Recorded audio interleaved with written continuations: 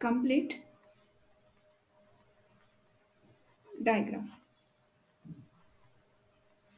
अब complete digraph का मतलब क्या होगा? It is similar as a complete graph. बस यहाँ पे क्या होगा, डायरेक्शन होने की वजह से अगर वर्टेक्स v1 से v2 डायरेक्शन है तो v2 टू v1 भी डायरेक्टेड होना चाहिए।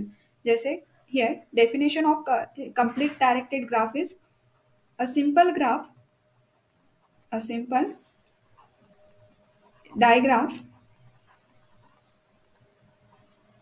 is called complete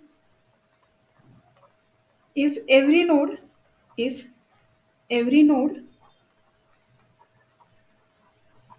of the graph is adjacent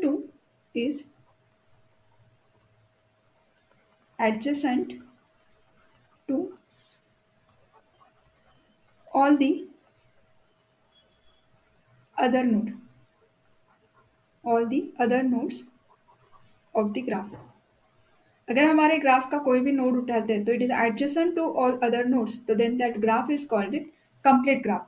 for example, suppose our graph contain only this three vertices v1 v2 v3।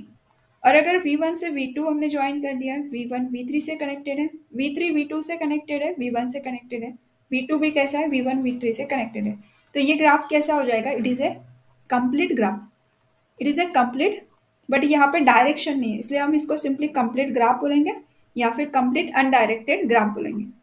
But अब अगर हम इसको डायरेक्शन देते हैं तो आपके पास में तीन वर्टेक्स है, v1 v2 v3।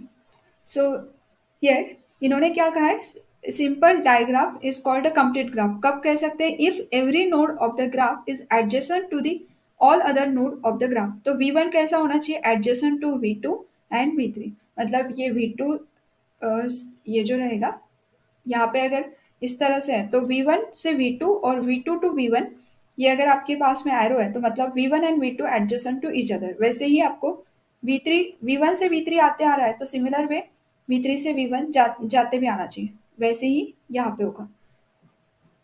ना सीयर, अब कोई भी पाथ रिमेन नहीं है, जितने वर्टेक्स थे कोई भी पेयर ऑफ वर्टेक्स लोगे, मतलब आपको कहा है कि ये आपके पास में कलेक्शन है v1 v2 v3, ये किसका कलेक्शन है? वर्टेक्सेस का कलेक्शन है। अब इसमें से कोई भी दो वर्टेक्स उठा लो, इसके अंदर के कोई भी दो वर्टेक्स उठाते हो और उनको ऑर्डर पेयर के फॉर्म में लिखोगे तो this edge present in our graph. देखो v2 टू v3 है यहाँ पे, अगर किसी ने v3 v1 लिखा होता तो still it is exist in our graph. So हर एक वर्टेक्स एक दूसरे की एडजेसेंट वर्टेक्स अगर है तो then that graph is called a complete digraph, direction के साथ में, that's why it is called a complete digraph. अभी इसी के रिलेटेड हमें एक थ्योरम स्टडी करना है, मैं स्टेटमेंट थ्योरम का लिखती हूँ। सी हियर एग्जांपल या फिर थ्योरम को, show that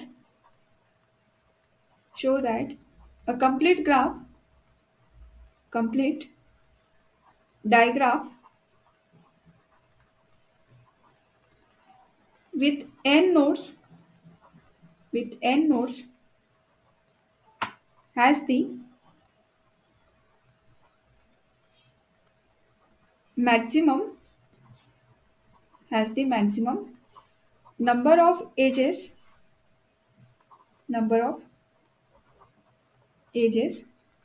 it has is n minus 1।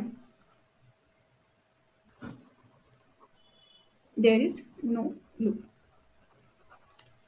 इस स्टेटमेंट का मीनिंग क्या है कि अगर आपके पास में n नोड्स कंटेन है ग्राफ के अंदर and our graph is complete directed graph, if our graph is complete directed graph, तो उसके अंदर क्या हो जाएगा? इफ ग्राफ के अंदर n नोड है तो इसके करस्पॉन्डिंग एजेस को काउंट करोगे तो नंबर ऑफ एजेस कितने आएंगे? मैक्सिमम n माइनस 1, इतने ही एजेस उसके अंदर होंगे।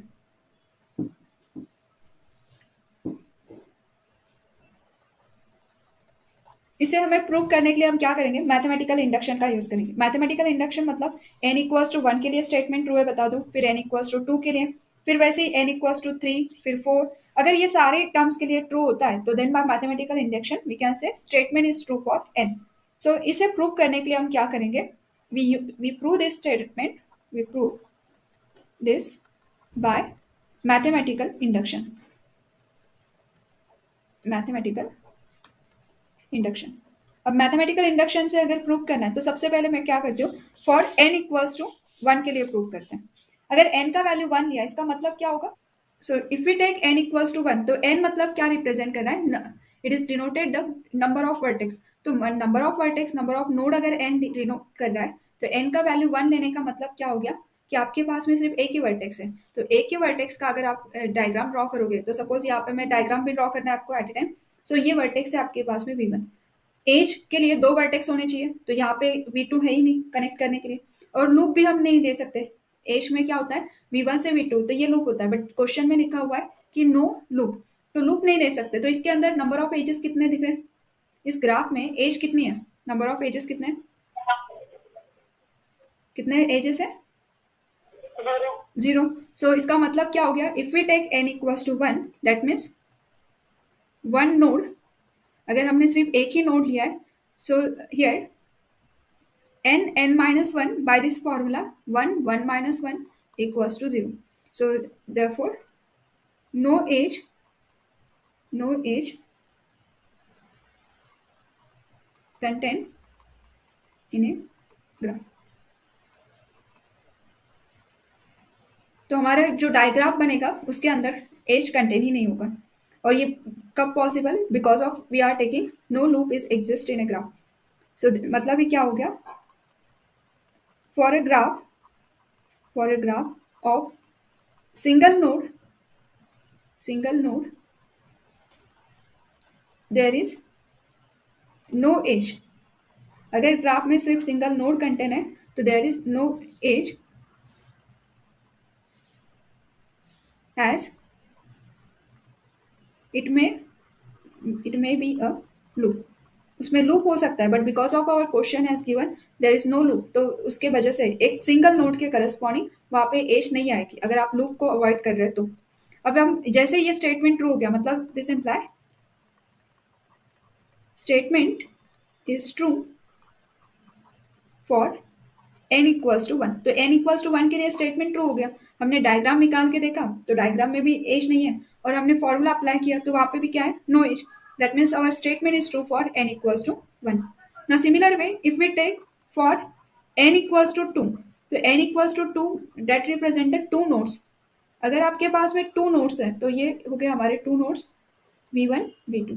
और हम कौन से टाइप के ग्राफ की बात कर रहे हैं, we are discussing about the complete regular graph. और कंप्लीट रेगुलर ग्राफ क्या कहता है, अगर v1 से v2 जाना पॉसिबल होना चाहिए, और उसके साथ साथ में v2 से v1 आना भी पॉसिबल होना चाहिए। अब इस ग्राफ को अगर ऑब्जर्व करते हो, तो बाय डायग्राफ एजेस आर, कितने एजेस है ग्राफ के हिसाब से, 2 एजेस। तो by graph the edges are v1 to v2, and दूसरा एज कौन सा है, v2 to v1। That means 2 edges है, तो हियर देयर आर 2 एजेस। तो ग्राफ के हिसाब से जो 2 एजेस है, हम अब अगर हम फॉर्मूले के हिसाब से जाते हैं, तो फॉर्मूला क्या कहता है, कितने एजेस होने चाहिए, n minus 1। So value of n is 2, 2 minus 1, simplify this term, so again we get 2। इसका मतलब क्या हो गया, फॉर्मूला ये कंडीशन को होल्ड कर रहा है। हमने ग्राफिकली निकाल के देखा, 2 वर्टेक्स के corresponding complete graph content 2 edges, और बाय फॉर्मूला अगर जाते हैं, तो अगर n का वैल्यू 2 है, तो number of edges given statement के अंदर क्या लिखा है, नंबर ऑफ एजेस कितना होना चाहिए, n minus 1। So it is again a 2. So this imply again our statement is true.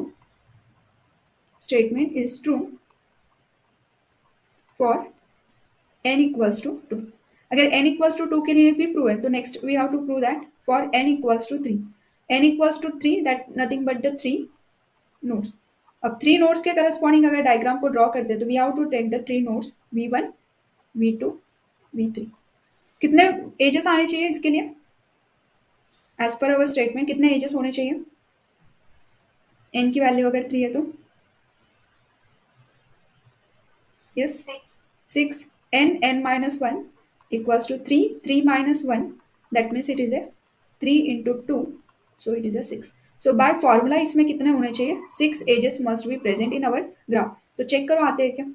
हमने यहाँ पे V1 से V2, V2 to V1, V2 to V3, V3 से V2, then V1 to V3, V3 to V1। Count the number of edges, कौन सी edge है check करो। Number of edges को काउंट करना है, कितने आते हैं देखो। आ रहे हैं क्या 6?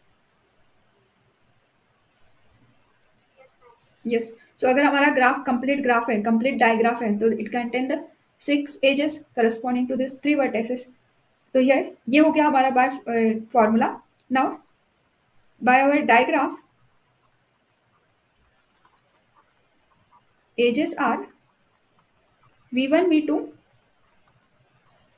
V2 V1, V1 V3, V3 V1, V2 V1, V2 V3, V3 V2.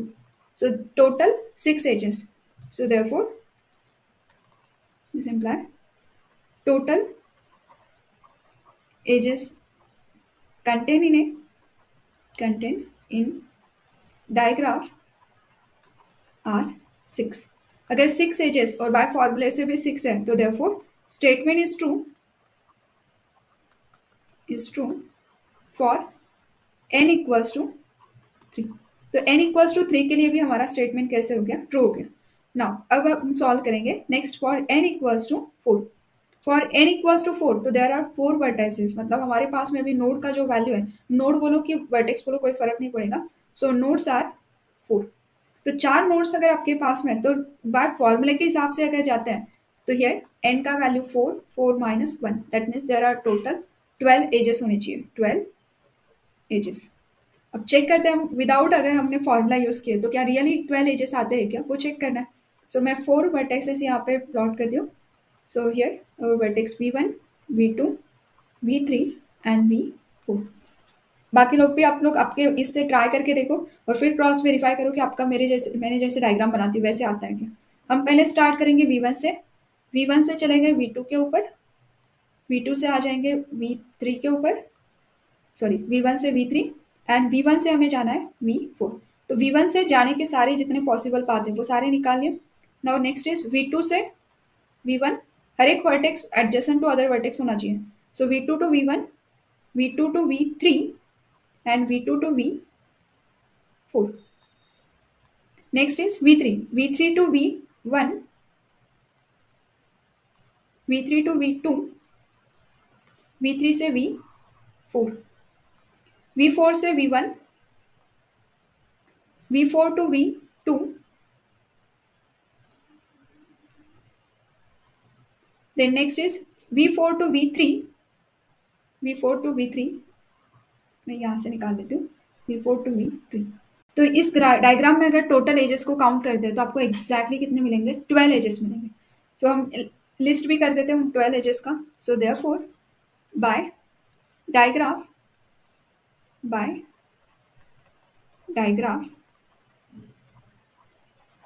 Edges are V1 to V2, V1 to V3,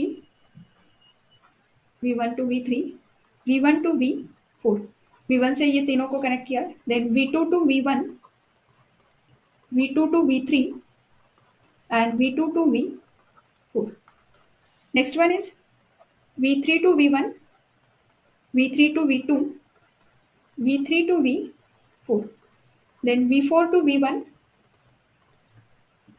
V4 to V2 and V2 to V4 to V3। So therefore the total 12 edges are present. तो हमने list बना के देखा तो भी 12 आता है, और ऐसे देखोगे तो भी 12 आता है। सो इसका मतलब क्या हो गया, hence statement is true for n equals to 4।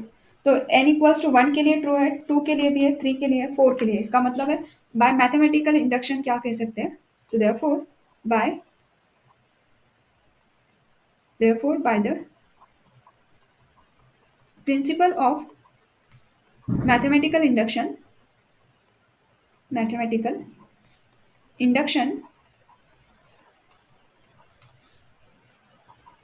we can say we can say that a graph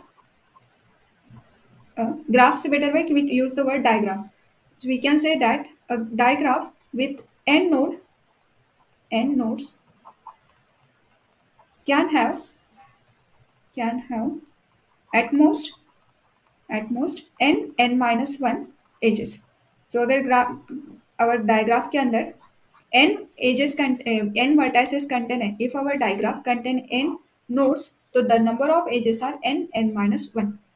उसके लिए सिर्फ ग्राफ क्या होना चाहिए, कंप्लीट ग्राफ. अगर हमारा ग्राफ कंप्लीट ग्राफ है तो maximum number of edges exactly क्या होंगे, n minus 1. Thank you. Like, share and subscribe.